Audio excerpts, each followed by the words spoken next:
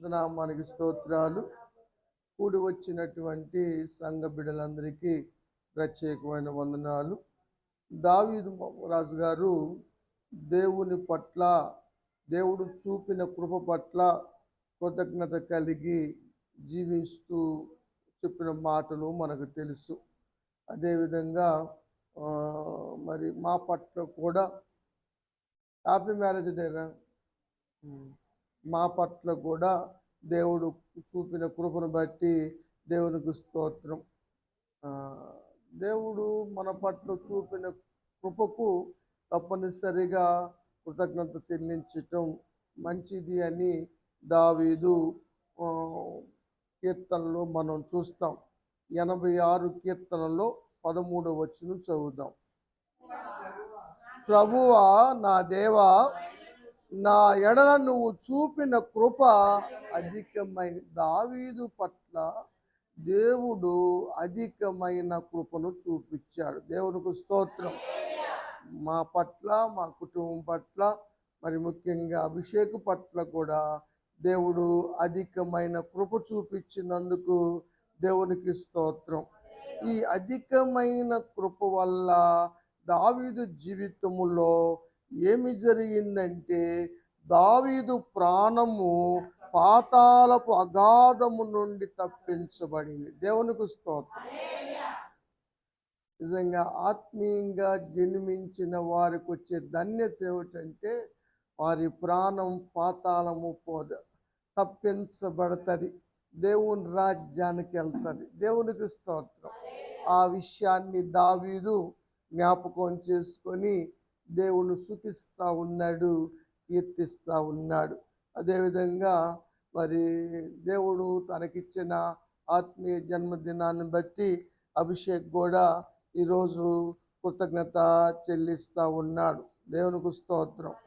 దేవుని కృపచేతనే మేమందరం కూడా ఆత్మీయంగా జన్మించాం, రక్షణ పొందుకోగలిగాం. అందరము కూడా దేవుని రాజ్యానికి వారసులయ్యాం. అట్టి ధన్యతను ఇచ్చినందుకే దేవునికి స్తోత్రం కలుగును గాక.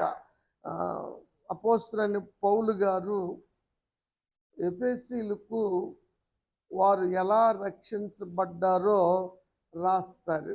ఎవరైనా సరే 2వ అధ్యాయం 5వ వచనం లాస్ట్లో పేజీ తిప్పండి. కృపచేత మీరు రక్షించబడ్డారు. దేవునికి స్తోత్రం. దేవుని కృపే మమ్మల్ని రక్షించింది. మన యోగ్యత, మన భక్తి, మన అర్హతను బట్టి మనం రక్షించబడలేదు, కానీ కేవలము దేవుని కృప వల్ల మనం రక్షించబడ్డాం. అందుకని దేవునికి స్తోత్రం. ఇది చాలా ప్రాముఖ్యమైనది. మామూలుగా జన్మదినము మానవులే కాదు, అందరికీ ఉంటుంది. ఆఖరికి పశువులకి, పక్షులకు కూడా జన్మదినాలు ఉంటాయి. అవి కూడా పుడతాయి కదా, కానీ అవి ఆత్మీయంగా జన్మించలేవు. కేవలం మనిషికి మాత్రమే ఆ ధన్యత, భాగ్యం ఉంది.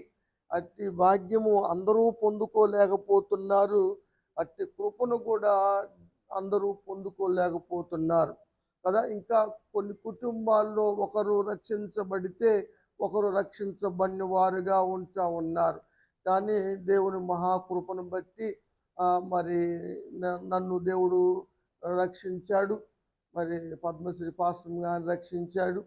అదేవిధంగా పెద్దమ్మాయి జీవనిని, అదేవిధంగా లావణ్యాని, అభిషేక్ని కూడా, మేము 5గురు కూడా దేవుని బిడ్డలంగా, దేవుని వారసులంగా పరలోకపు పౌరసత్వాన్ని పొందుకున్న ధన్యతను దేవుడిచ్చాడు.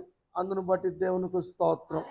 ఈ కుటుంబం అందు నిమిత్తమే మరి అభిషేకు ఏర్పాటు చేసుకున్నాడు. ఈరోజు మరి తను ఆత్మీయంగా జన్మించిన విషయాన్ని బట్టి ఇప్పుడు మేము క్రైస్తవులం అయిపోయాం. దేవుని బిడ్డలం అయిపోయాం కాబట్టి దేవుని మహింపరచాలి. దేవునికి స్తోత్రం. దేవుని బిడ్డలైన వారందరూ దేవుని స్తోత్రం చెల్లించండి. హల్లెలూయా. దేవుని స్తోత్రం. అవును, అయితే చాలామంది కూడా క్రైస్తవుడైనందుకు బాధ కానీ సిగ్గు కానీ అనుభవించతగదు.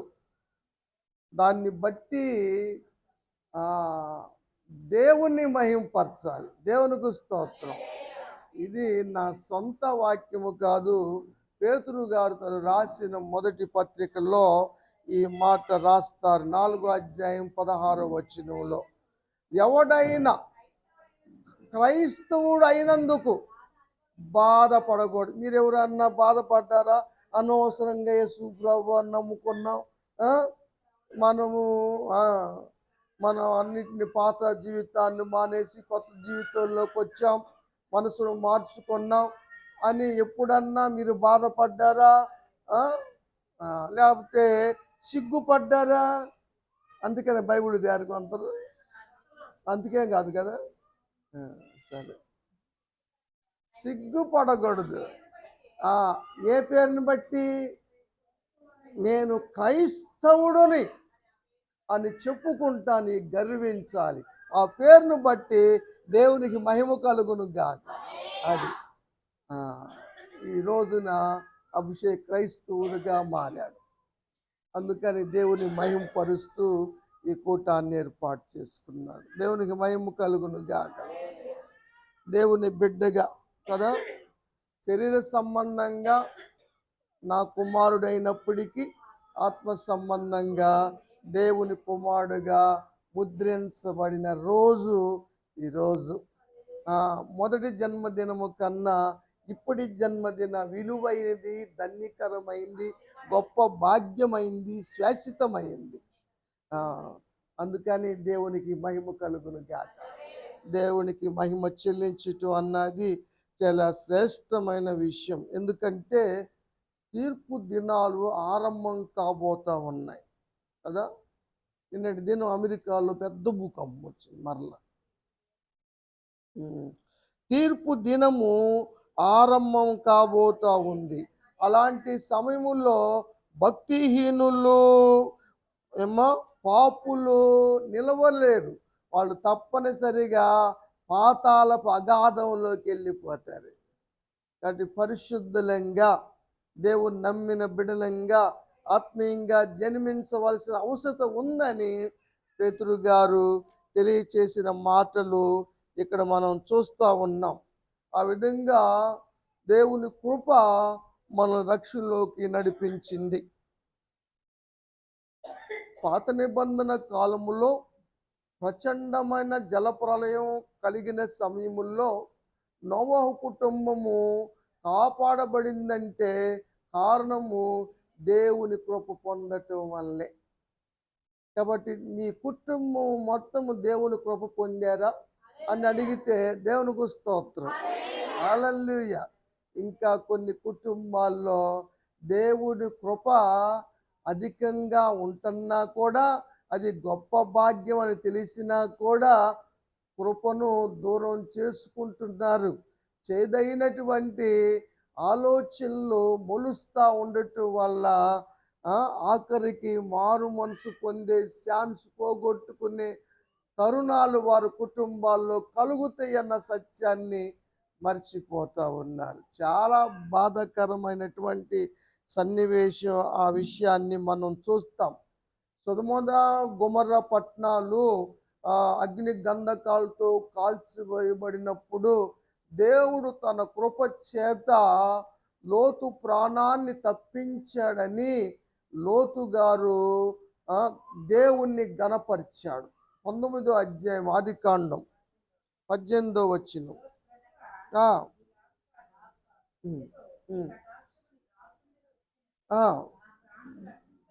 నా ప్రాణము రక్షించుట వలన కనపరిచిన కృప నేను గణపరిచాను కదా.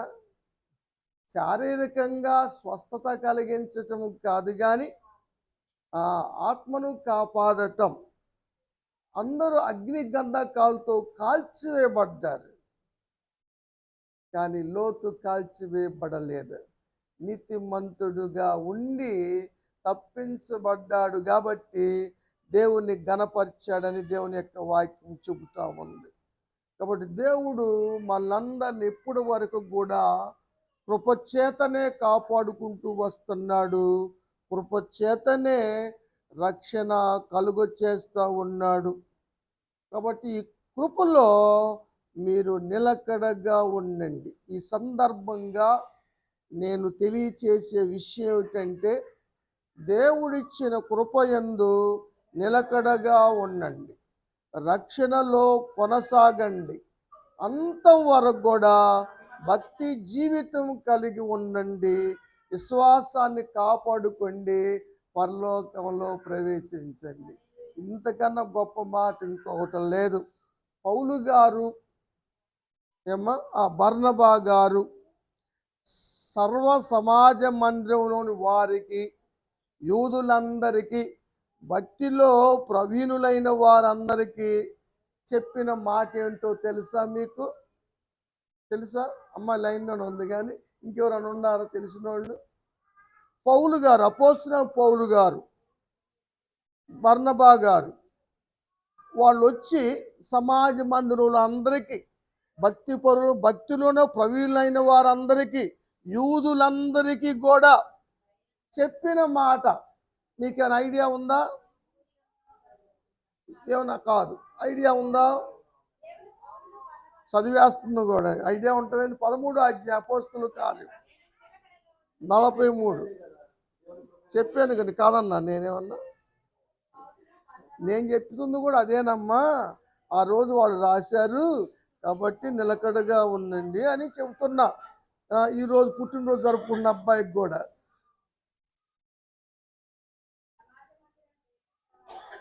ఒక మాట మళ్ళీ 43 చదువు.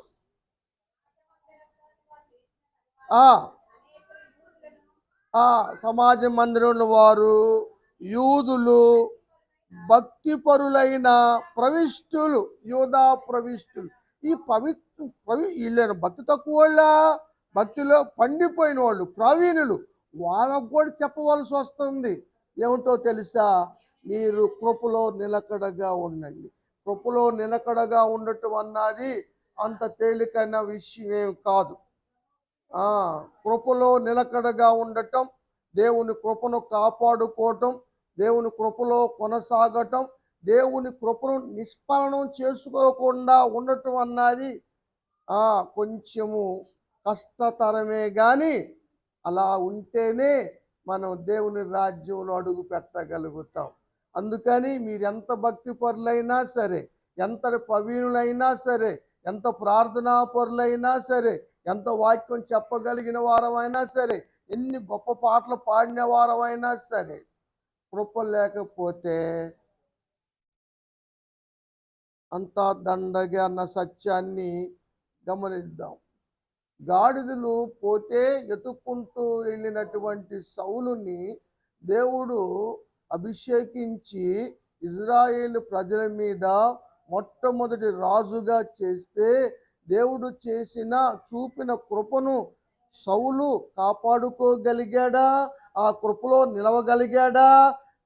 నిష్ఫలం చేసుకున్నాడు. దేవుని మాట మీరి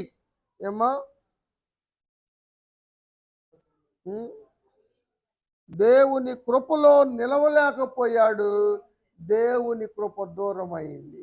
కాబట్టి ఆయన దేవుని రాజ్యానికి వెళ్ళగలడా? అందుకు ఆయన ఆత్మహత్య చేసుకున్నాడు. తన కత్తి మీద పడి చచ్చిపోయాడు. తన కుమారులు కూడా ఉరి తీయబడ్డారు కదా. దేవుని కృపను పోగొట్టుకుంటే ఎంత భయంకరమో! సౌలు జీవితమే కాదు, ఏశావు జీవితము కూడా మన కళ్ళ ముందు ఉంచబడింది. దేవుడు ఎంతో ఆధిక్యతనిచ్చి జ్యేష్ఠుడుగా పుట్టిస్తే, ఆ జ్యేష్ఠత్వం యొక్క విలువ తెలియక కూటి కోసం, తిండి కోసం వదిలేసుకున్నాడు కదా. చాలామంది ఏ కూటికి పడితే ఆ కూటికి కక్కుర్తి పడి దేవుని కృపను దూరం చేసుకుంటున్నారు. నిజం. శరీర ఆశలు చంపుకోలేక నిజంగా వారు దేవుని కృపకు దూరం అవుతూ ఉన్నారు. తిండిబోతుతనం వల్ల. తర్వాత 12 అధ్యాయం హెబ్రీ పత్రిక 15, మీలో ఎవడైనా దేవుని కృపను పొందకుండా తప్పిపోతారేమో అని, ఏదైనా చేదు అనే వేరు మొలిసిద్దేమో అని, అపవిత్రులైపోతారని, పూట తిండి కోసం జ్యేష్ఠత్వం నమ్ముకున్నటువంటి అలాంటి భ్రష్టత్వం ఎవరన్నా కలిగి ఉంటారేమో అని జాగ్రత్త పడండి అని హెబ్రీయులకి పౌలు హెచ్చరిక చేస్తూ ఉన్నాడు కదా. ఎంత భయంకరం! కూటి కోసం కక్కుర్తిపడ్డ విషయాలు ఇక్కడ మనం చూస్తూ ఉన్నాం. నాకు అనిపించింది, నేను చదువుతున్నప్పుడు, మారు మనసు పొందని అవకాశం ఎందుకు లేకుండా పోయిందంటే ఇచ్చిన కృపను పాడు చేసుకున్నాడు. అందుకనే తర్వాత కాలములో మారు మనసు పొంద అవకాశము లేక విసర్జించబడ్డాడు కదా. ఇక మారు మనసు ఉండదు వాళ్ళకి, మారు మనసు అన్నది లేదు. నువ్వు తర్వాత అవకాశం పోగొట్టుకుంటే కదా, సాధ్యమైనంత వరకు దగ్గరకు వచ్చిన అవకాశాన్ని పాడు చేసుకోవద్దు. ఈ 40 దినాల్లో ఆత్మీయంగా బలపడ్డాం, ఆత్మీయంగా ఎదుగుతూ ఉన్నాం, దేవుని సువార్త వింటూ ఉన్నాం, దేవుని యొక్క వాక్యము ప్రేరేపిస్తూ ఉంది, ప్రోత్సహిస్తుంది. చేదైన వేర్లు మొలవకోకుండా సరైనటువంటి నిర్ణయం తీసుకొని రక్షణలోకి రావటము మంచిది. తర్వాత నెత్తి నీరు కొట్టుకున్నా, ఏడ్చినా, ఎతికినా, కన్నీరు ఇడిచిన అవకాశం మాత్రం ఉండదు. చేజార్చుకోవద్దు. పరిస్థితులు మీకు అర్థం కావటం లేదు, మీ కంటికి అవి మరుగుగా ఉన్నాయి, ఏమి జరగబోతుందో తెలియని పరిస్థితుల్లో మనం ఉన్నాం కదా. నేనేమైనా అనుకున్నాను, వస్తా అందుకే అవి ఎన్నిసార్లు రావట్లేదు, ఎన్నిసార్లు పడతాను అనుకున్నాను. బండి మీద నుంచి పక్కన పడలా.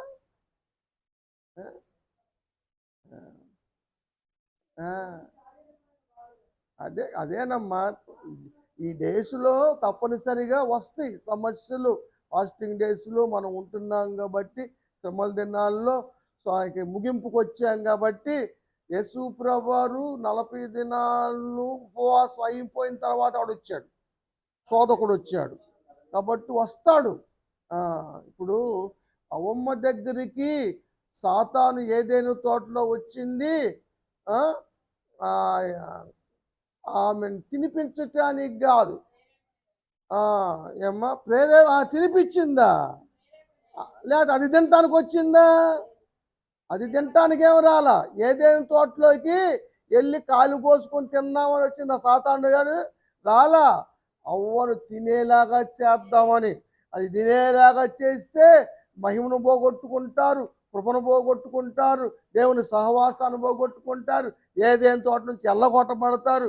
ఈ సంగతి అంతా జరగాలని సాతాను తలంచి అవ్వమ్మ దగ్గరికి వచ్చింది. అవ్వమ్మ పడిపోయింది. పడిపోయి అవ్వమ్మలు ఎంతమంది ఉన్నారు?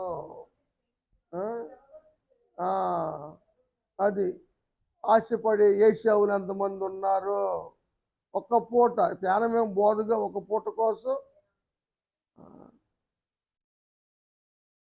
కాబట్టి దేవుని బిడలారా గమనించండి, సాతాను అనుకున్నది అవ్వ పట్ల సాధించింది కదా.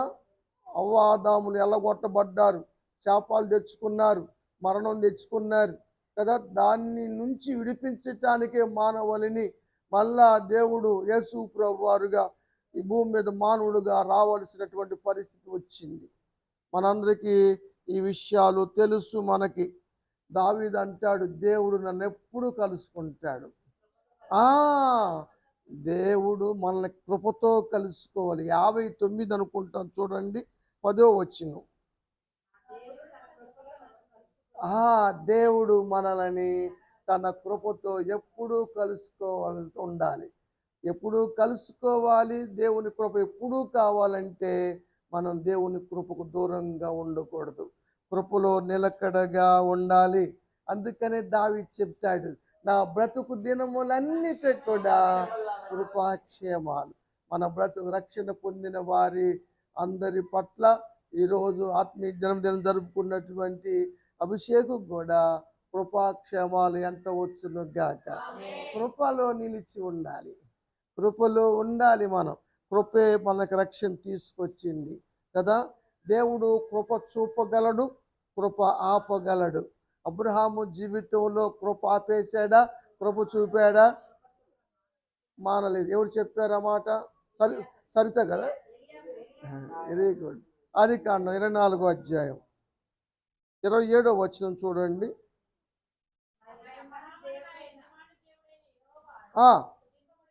దేవునికి స్తోత్రం. ఎందుకు స్తుతి? నా యజమానునికి తన కృపను సత్యమును చూపక మానలేదు. దేవునికి స్తోత్రం కలిగింది గాక. దేవుడు మన పట్ల ఈరోజు ఆత్మీయ జన్మదినం అభిషేక పట్ల కృప చూపటం మానకుండా తన బ్రతుకు దినములన్నీ కూడా కృపను చూపును గాక. దేవునికి స్తోత్రం. అది చాలా చాలా ఉపయోగం అన్న సత్యాన్ని గమనించుకోవాలి కదా. ప్రియులారా, జాగ్రత్తగా ఉందాం. లోకంలో ఉంటున్నాం, లోకం దుష్టుడి వశములో ఉంది, సాతానున్నాడు కదా. పొందిన కృపను, రక్షణను పోగొట్టుకొనకుండా నిలకడగా ఉందాం. యేసు ప్రభువారు కృప మీ అందరికీ తెలుసు కదా. ఆయన ధనవంతుడై ఉండి కూడా మనల్ని ధనవంతులను చేయటానికి ఆయన దరిద్రుడుగా, రిక్తుడుగా మారాడు అని పౌలు గారు సంఘ బిడ్డలకు రాశాడు. కాబట్టి దేవుని కృప ఎంతో గొప్పది. ఇంకొక మాట కూడా చదువుదాం. ఇది నేను చెప్పింది 2వ కొరింథీ పత్రిక 8వ అధ్యాయం 9వ వచనం. మీకు తెలుసు కదా. ఆయన ధనవంతుడయ్యుండి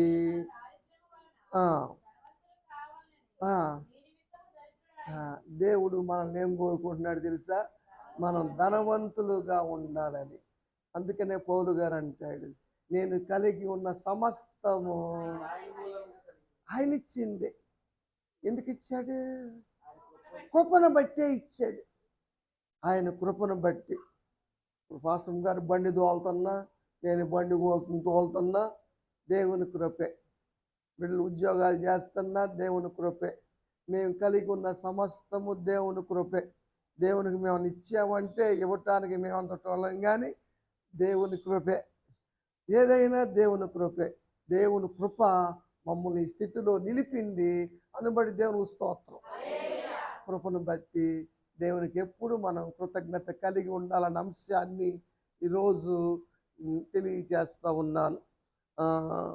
కనుక కృప చాలా ప్రాముఖ్యమైంది. 9వ అధ్యాయం 8వ వచనం, అక్కడే పక్క పేజీ. మనం ఎప్పుడు కూడా సర్వ సమృద్ధి గలవారమై ప్రతి కార్యములు చేయొచ్చు. మనం ఎప్పుడైతే సర్వ సమృద్ధి కలిగి దేవుని పనుల్లో వాడబడతామో, దేవుని కొరకు ప్రయాసపడతామో, వెదజల్లుతామో, దేవునికి ఇస్తామో, అప్పుడు దేవుడు తన కృపను బట్టి సర్వ సమృద్ధి ఇస్తాడు. దేవునికి స్తోత్రం. దేవుడు తన కృపను బట్టి ఇంకా సమృద్ధిని కలుగచేయును గాక. దేవునికి స్తోత్రం. 144వ కీర్తనలో దావీదు అంటాడు 2వ వచనంలో, దేవుడు నా కృపా నిధి, నా కోట. కోట అన్నా తెలుసు, నిధి అంటే తెలుసా? సంపదే. కానీ సర్వ సంపదలకు కానీ నా నిధి, నా సంపద, నా ధనము, నా కోట, నా రక్షణ, నా కాపుదల, నా దుర్గం అంతా ఆయనే. దేవునికి స్తోత్రం. హల్లెలూయా కదా. ఆయనే నాకు నేర్పింది. చేతులకైనా వేళ్ళకైనా నేర్పింది ఆయనే. 10వ వచనం, విజయాన్ని ఇచ్చింది ఆయనే. 12వ వచనం. ఆ, నా కుమారులు యవ్వన కాలములో ఎదిగిన మొక్కల్లాగా ఉన్నారంటే దేవుని కృపే. నా కుమార్తెలు నగరానికి చెక్కబడినటువంటి మూల కంబములాగా ఉన్నారంటే దేవుని కృపే. దేవునికి స్తోత్రం కదా. కాబట్టి మన బిడ్డలను కూడా దేవుని కృపలో ఉండేలా చూడాల్సిన బాధ్యత మన ముందు ఉంది. కాబట్టి నేను అందరికీ చెప్పే మాట, కృపలో నిలకడగా ఉండండి, కృపను పాడు చేసుకోవద్దని మరొకసారి నేను మీకు తెలియజేస్తా ఉన్నాను. కొరింథీ మొదటి పత్రిక 15వ అధ్యాయం 10వ వచనం.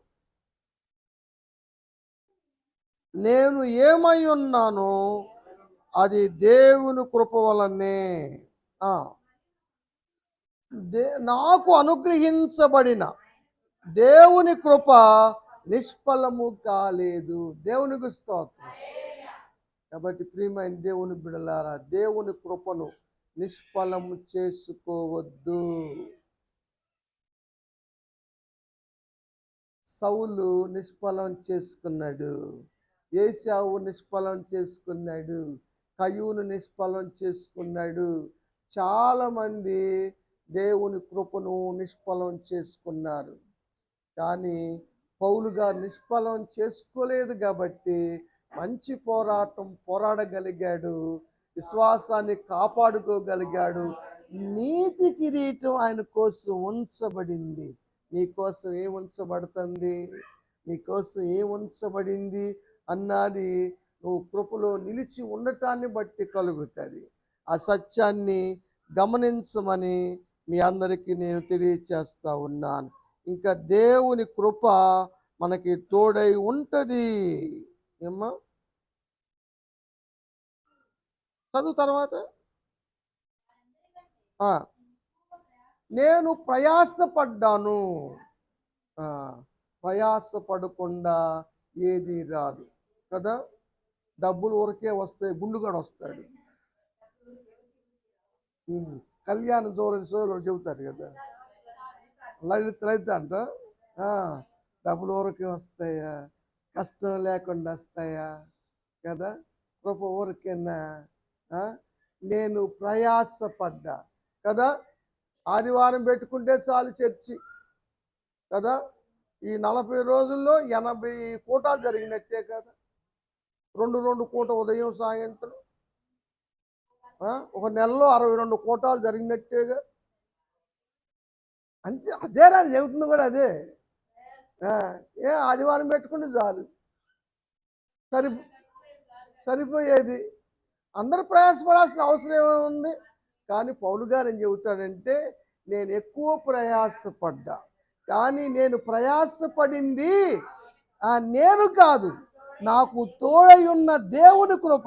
దేవునికి స్తోత్రం.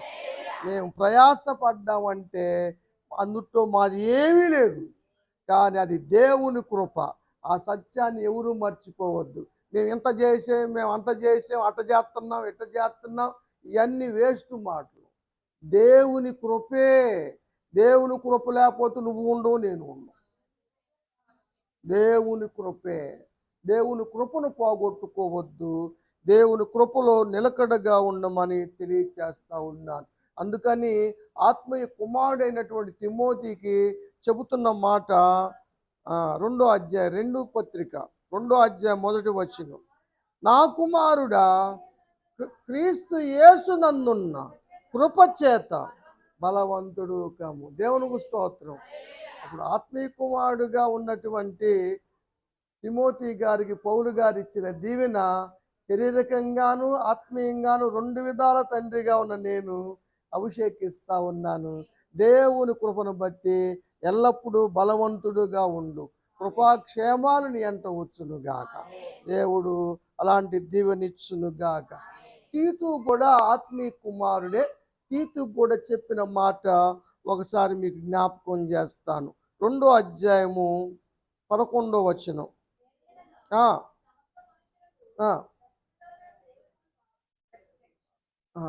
దేవుని కృప సమస్త మనుషులకు రక్షణకరమైన కృప కదా ప్రత్యక్షమగుతా ఉంది. ఆ, ఆ, ఆ. కాబట్టి భక్తిహీనతగా ఉండొద్దు. దైవ భక్తి కలిగి ఉండాలి.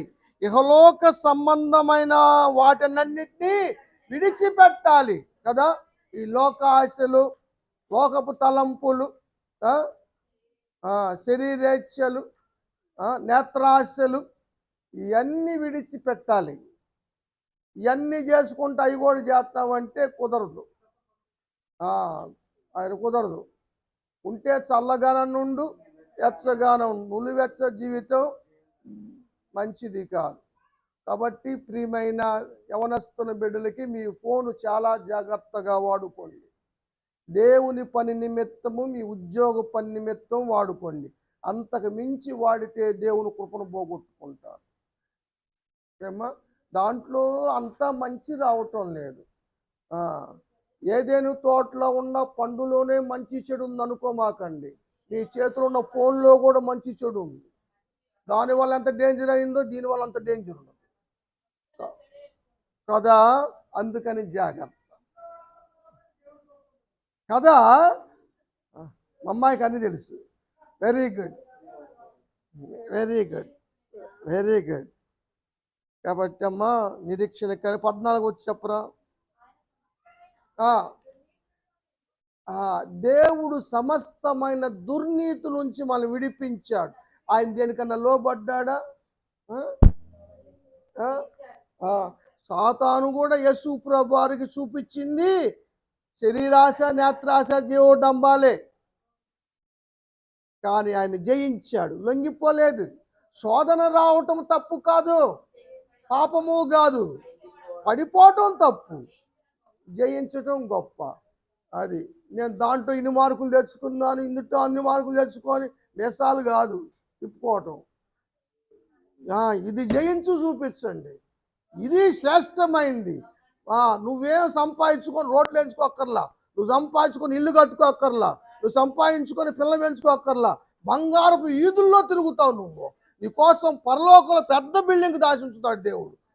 దాన్ని పొందుకునే దానికోసం ప్లాన్ కలిగి ఉండమని మీ అందరికి తెలియచేస్తూ ఈ మాటని ముగిస్తా ఉన్నాను. దేవుడి మాటలు ఆశ్రయించి దీవించును గాక.